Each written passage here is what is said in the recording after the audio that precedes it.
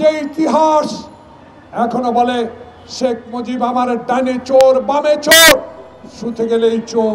Bank ডাকাতের ইতিহাস এদেশের মানুষ ভুলবে না। এদেশের মানুষ আপনার বাবার 1 মিনিটে গণতন্ত্র হত্যার কথাও ভুলবে না। তাই আজকে আপনার এই অবস্থা, ভারতে বসে আজকে আপনার জন্মদিনে আপনাকে বলতে হয় আপনারা করেন আমি আছি।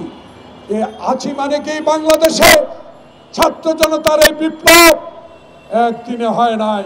16 বছর 10,000 মাইল দূরে থেকে আমাদের প্রিয় নেতা তারেক রহমান যে নির্দেশ দিয়ে সংগঠনকে শক্তিশালী করে রাজপথে আন্দোলন করে রক্ত ঝরেছে, আয়না ঘরে ছিল, ডিবি অফিসে নির্যাতিত হয়েছে, হাঁটু পানিতে দাঁড়িয়ে রাত কাটিয়েছে, এক জেলা থেকে অন্য জেলা গিয়ে রিক্সা চালিয়ে জীবন ধারণ করেছে, মার মৃত্যুতে জানাজা পড়তে আসতে পারে নাই। সেই কর্মীর নেতা তারেক রহমানের নির্দেশে বাংলাদেশে 16 বছর আন্দোলন করে সে আন্দোলনের সমর্থনে জুলাই আগস্টের বিপ্লব, সেই বিপ্লবের তরুণ সমাজ আপনাদেরকে স্বাগত অবশ্যই জানাবো। অবশ্যই আপনাদের রাজনীতি ক্ষেত্রে এসে মানুষের সেবা করার অধিকার আপনার আছে, কিন্তু এই অধিকার আপনাকে আমরা দিতে চাই না। যারা আমরা 16 বছরে আয়না ঘরে 16 বছরে রাস্তায় নিপীড়িত হয়েছি, তাদের বিরুদ্ধে কথা বলা মানে জনগণ থেকে আপনি বিচ্ছিন্ন হয়ে পড়া। তাই আপনারা রাজনীতি করুন, আমাদের কোনো আপত্তি নাই, কিন্তু আরেকটি প্রমাণ হবে। ডক্টর প্রফেসর মোহাম্মদ ইউনূস সাহেব, আপনার সামনে অগ্নি পরীক্ষা। লন্ডনে বসে নেতার সাথে আলোচনা করে উত্তাপ কিছু প্রশমিত করেছেন। ফেব্রুয়ারিতে নির্বাচন হোক, সকলেই আমরা চাই। সেই নির্বাচনের ফাঁকে যদি আবার কোনো ষড়যন্ত্র নিহিত থাকে, আবার কোনো প্রেতাত্মারা যদি আপনার কানের কাছে গুনগুন করে ষড়যন্ত্র করে এই নির্বাচনকে বানচাল করার হীন প্রচেষ্টা করে, আমরা রুখে দিব, রুখে দাঁড়াবো। আপনাকে বলতে চাই, 1991 সালে শাহাবুদ্দিন যেভাবে রশি টানিয়ে আনসার দিয়ে একজন পুলিশ দিয়ে নির্বাচন করেছেন, আমরাও আশাবাদী। আমরা আপনার কাছে আশা, আপনার কাছে চাই। বাংলাদেশের তারেক রহমান বলেছে, আমি আমার প্রজন্মে যারা 14 সাল থেকে ভোটার হয়েছেন তারা একদিনও ভোট কেন্দ্রে যেতে পারেন নাই, আমি সেই ভোটারদের ভোট দেওয়ার অধিকার ফেরত চাই। আমি মৃত ব্যক্তির ভোট চাই না। আমি দিনের ভোট দিনে হোক, আমি রাতে চাই না। আমি 14 সালে 154 জন বিনা প্রতিদ্বন্দ্বিতা নির্বাচিত হোক, এই নির্বাচন আমি চাই না। আমি জোর করে হুন্ডা গুন্ডা দিয়ে আমি বাংলাদেশের সরকার গঠন করতে চাই না।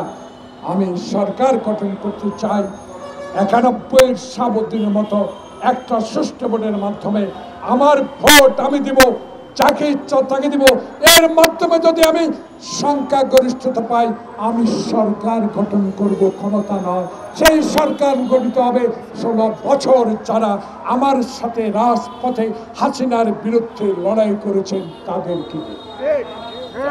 তাই আজকে আপনাদের কাছে তৃণমূল নাগরিক শুধু আন্দোলন করে খবরদারি করবেন চলবে না, চাঁদাবাজি করবেন চলবে না, মানুষের জমি দখল করবেন চলবে না। সরকার গঠন করলে আমি রক্ত দিয়েছি, পুলিশের সাথে লড়াই করেছি, তাই বলে হাসিনার মতো, হাসিনার আওয়ামী লীগের মতো ব্যবহার করবেন সরকার গঠন করলে, তা কখনো হতে দেওয়া যাবে না, হতে পারবেও না। তাই নেতা কর্মী, আমার নেতা তারেক রহমানের নির্দেশ মতে আসুন, আগামী ফেব্রুয়ারি একটি সুষ্ঠু নির্বাচনের মাধ্যমে জনগণকে বাছাই করতে দেন কারা সরকার গঠন করবে, কারা নিরপেক্ষ ভোটে এই দেশে ক্ষমতা বা সরকার গঠন করবে, তাদের উপরে ছেড়ে দেন। জোর করে কেউ আর ক্ষমতা দখল করতে পারবেন না, তার প্রমাণ গতকালকের 2 জন প্রধান নির্বাচন কমিশনের গ্রেফতার।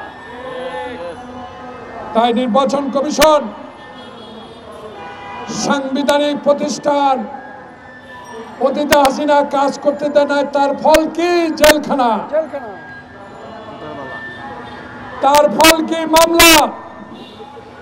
তাই আপনাকে উদ্দেশ্য করে বলতে চাই, এখন হাসিনা নাই, এরশাদে নাই, এখন হারুন বিপ্লবে নাই, এখন বাংলাদেশে আছে ডক্টর প্রফেসর মোহাম্মদ ইউনূসের মতো একজন সজ্জন ব্যক্তি, যে ব্যক্তিটির অধীনে একটি নিরপেক্ষ নির্বাচন অনুষ্ঠিত হয়ে দেশে বিপ্লবের সাথে যে দল সহযোগিতা করে বিপ্লবকে সফল করেছে, সেই দলের এবং সেই সংগ্রামী দলগুলো নিয়ে আগামীতে একটি সুষ্ঠু নির্বাচন হবে। এনসিপির উদ্দেশ্যে আমি একটি কথা বলে আমার বক্তব্য শেষ করি।